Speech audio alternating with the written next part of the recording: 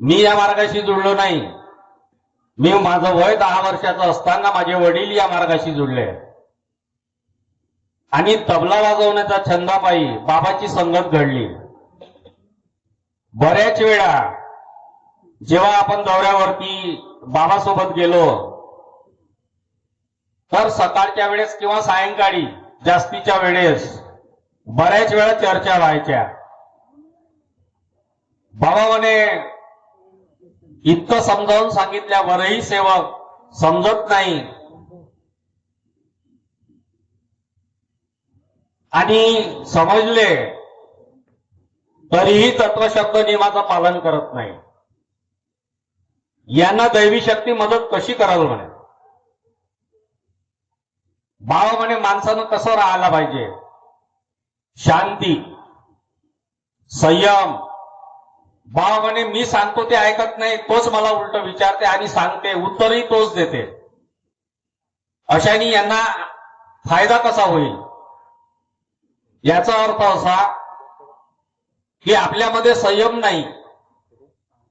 मी बाबाची संगत केली आणि ज्यावेळेस मी बाबासोबत कंटिन्यू राहिलो पण कधी बाबा माझ्या अंगात आले नाही। ही क्रिया या मार्गात नाही। जर बाबा सेवकाजवळ अंगात येऊ शकत नाही तर बाईच्या अंगात कसं येईल। आमचे जे विचार आहे या विचाराचा आपल्याला जुने जे विचार आहे ते जुने विचार हे सोडावं लागतील। आपल्या ठिकाणी असलेली अंधश्रद्धा आपल्याला सोडावं लागल। जर आपण नाही सोडलं तर हे जे कलियुग आहे या कलियुगामध्ये जे काही सुरू आहे मोठ्या कष्टाने दैवी शक्तीने बाबाला जागवलं आणि बाबाच्या कृपेने आपल्याला या कलियुगामध्ये सतयुग निर्माण करण्याचा जो ध्येय बाबांनी ठेवला आहे हे दैवी शक्तीचं कार्य आहे।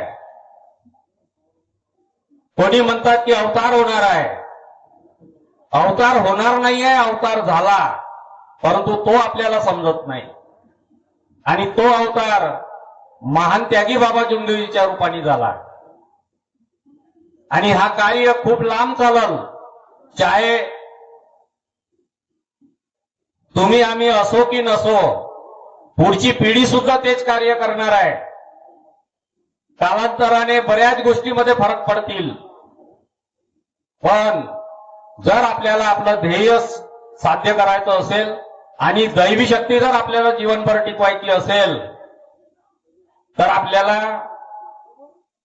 सत्य मर्यादा प्रेमाचं पालन करणं हाच एक आपला पर्याय आहे। आतापर्यंत बरेच अनुभव झाले। मी 1982 मध्ये बाबासोबत सुरत, अहमदाबाद आणि सौराष्ट्र तो 12 दिवसाचा दौरा होता।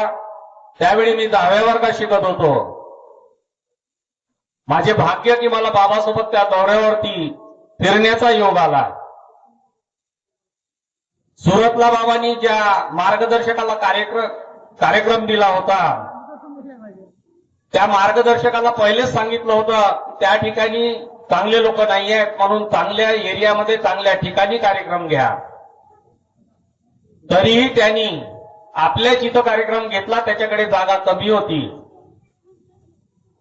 त्याच्या इथं आम्ही ज्या दिवशी गेलो त्या दिवशी मुक्काम केला। दुसऱ्या दिवशी कार्यक्रम, हवन झालं। हवन झाल्यानंतर आम्ही जेवण केलं आणि त्याच्यानंतर चर्चा बैठकीला सुरुवात झाली। चर्चा बैठक सायंकाळपर्यंत चालली। ज्या ठिकाणी कार्यक्रम सुरू होता त्याच्या बाजूला बाया स्वयंपाक करत होत्या। चर्चा बैठक झाल्यानंतर सायंकाळी 7 वाजता भजनाला सुरुवात झाली आणि भजन 10:30ला समाप्त झाले आणि आम्ही जेवण करायला बसलो। सर्वांचं जेवण झालं। पाच दैवी शक्ती कशी मदत करते। सर्वांचं जेवण झालं आणि आम्ही 8-10 लोक एका सेवकाच्या इथं आराम करायला गेलो। बाबा ज्या ठिकाणी होते तिथून आम्ही जवळपास अर्धा किंवा 1 किलोमीटर अंतरावर एक सेवक होता. त्या सेवकाच्या घरी आराम करायला गेलो.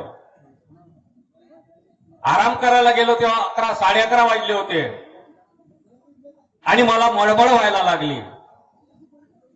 म्हणून मी त्या घरमालकाला सांगितलं, मला म्हटलं बरं नाही वाटून राहिलं. काही लोकांनी माझी मजाक केली. काही लोक म्हणे तुला खूप जास्त जेवण करून टाकला असशील. नाही म्हटलं, मी जेवण नाही केलं, परंतु मला मळमळ होऊन राहिलं. अर्धा तास असाच टाइमपास केला आणि मग मला असं वाटलं की आता आपली उलटी होईल. मी त्यांना सांगितलं की जर तुम्ही मला बाहेर नाही जाऊ दिलं, त्यांनी लाईट वगैरे बंद करून दिलं होतं आणि आराम करत होते, पण माझ्यानी राहणं होत नव्हतं. आणि मी घरमालकाला सांगितलं, परंतु हासी मजाक मध्ये ते सगळे होते. तेव्हा महादेवराव वाघ होते. त्यांनी त्यांना सांगितलं, अरे म्हणे याला बाहेर जाऊ द्या, नाही तर एखादी इथं उलटी करल तर म्हणे आपलं झोपण्याची व्यवस्था बिघडून जाईल. आणि त्यांनी लाईट सुरू केला, मला बाहेर जाऊ दिला आणि मी ओट्यावर बसून बडाबड उलट्या केल्या. मी उलटी करत असताना आमच्यासोबत जेवढे लोक होते सगळे एकामागे एक बाहेर आले आणि उलट्या करू लागले. त्यांच्या घरासमोर आम्ही उलटी केली. मग मी त्यांना विचारलं की आता तुम्ही काहून उलटी केली, कारण हे कोणालाच कळलं नाही की उलट्या काहून करून राहिले.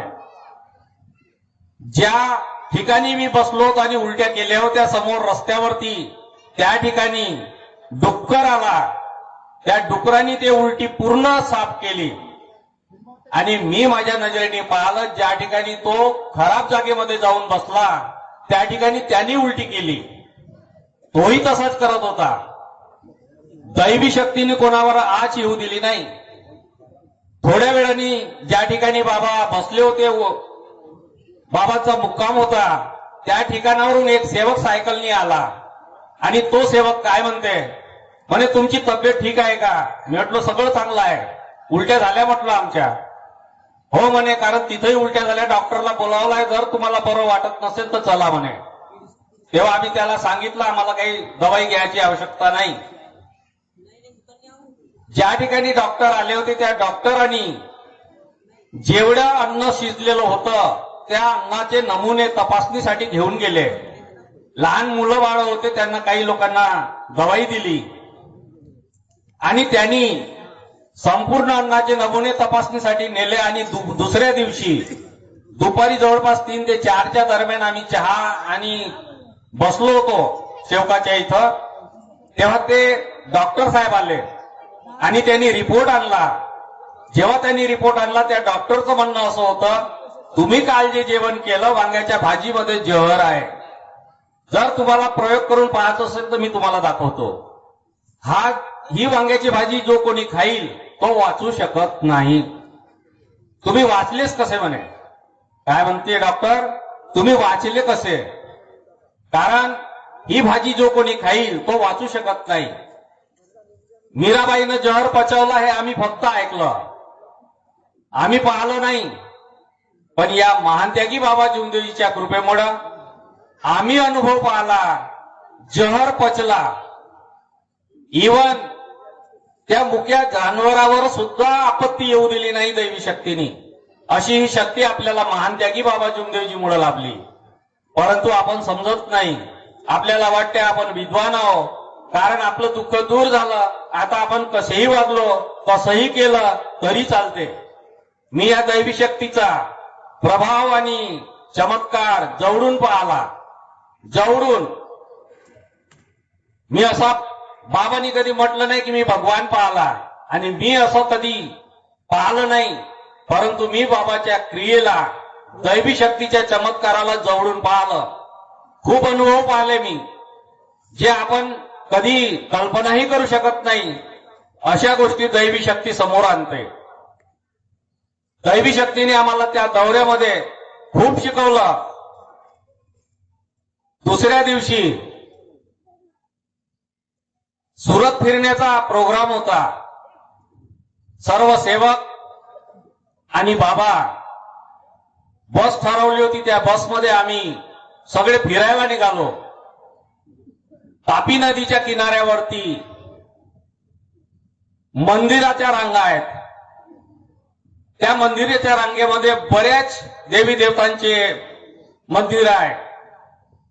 देवीचं मंदिर, हनुमानजीचं मंदिर, शंकरजीचं मंदिर, रामाचं मंदिर, असे सगळे लाईनशीर आहे. जेव्हा आम्ही बसमधून उतरलो तेव्हा बाबांनी सांगितलं, बाबांनी काय सांगितलं म्हणे, आपण मूर्ती पूजा करत नाही, त्यामुळं फक्त आपण मंदिरात बनलेली मूर्ती पहा, मानवानी बनवलेली कला पहा, परंतु मूर्तीला हात जोडायचं नाही. बाबांनी छोट्या छोट्या गोष्टीतून बऱ्याच सुधारणा केल्या. बाबांनी सांगितलं, आम्ही सगळे मंदिरं पाहत पाहत निघालो. शेवटी हनुमानजीचं मंदिर होतं. त्या मंदिरामध्ये सातपुते आणि सवालाखे हे दोघं एकाच गावचे आणि मित्र. सातपुतेनी हात जोडला आणि त्याला सवालाखेनी पाहिलं आणि ही गोष्ट त्यांनी लपवली.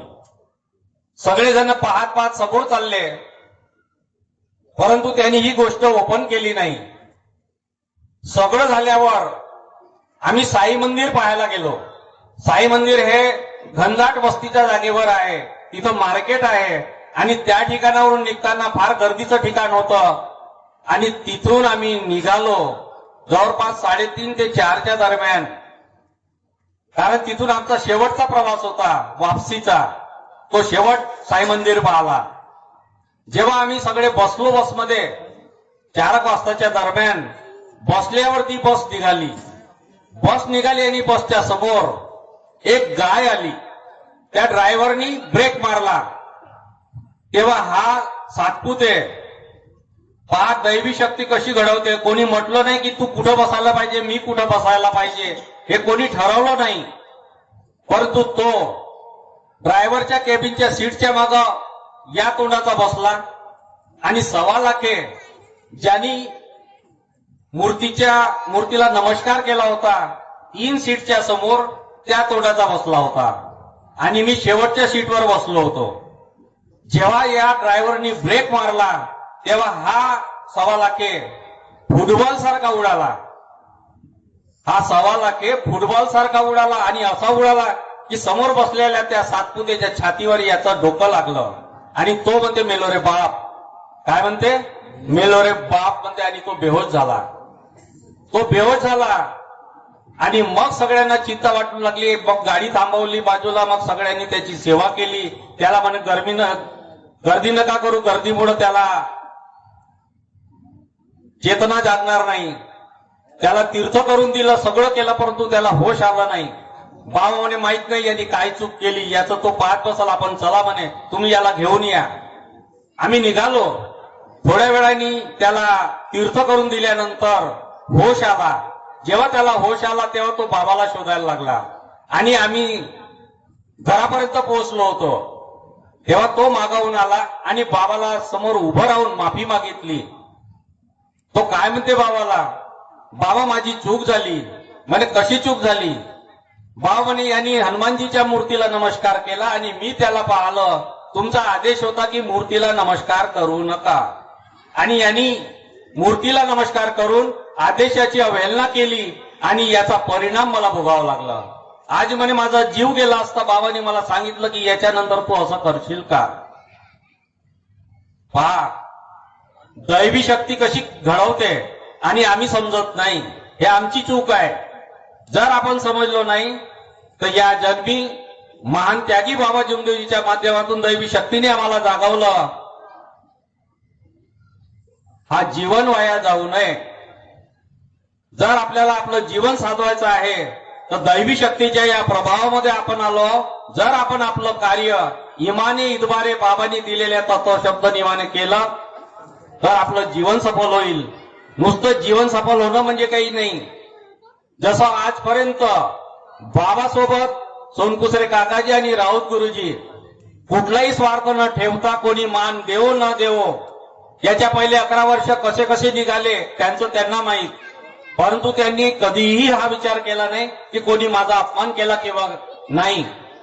आणि भगवंतानी त्यांना त्याचा चमत्कार केला आणि त्यांची ती जी मेहनत आहे आज बाबांनी त्यांना स्टेजवर मान दिला. आज जो काही भेटून राहिला तो महान त्यागी बाबा जुमदेवीच्या कृपेमुळं. तर असं जीवन साधलं पाहिजे आपलं.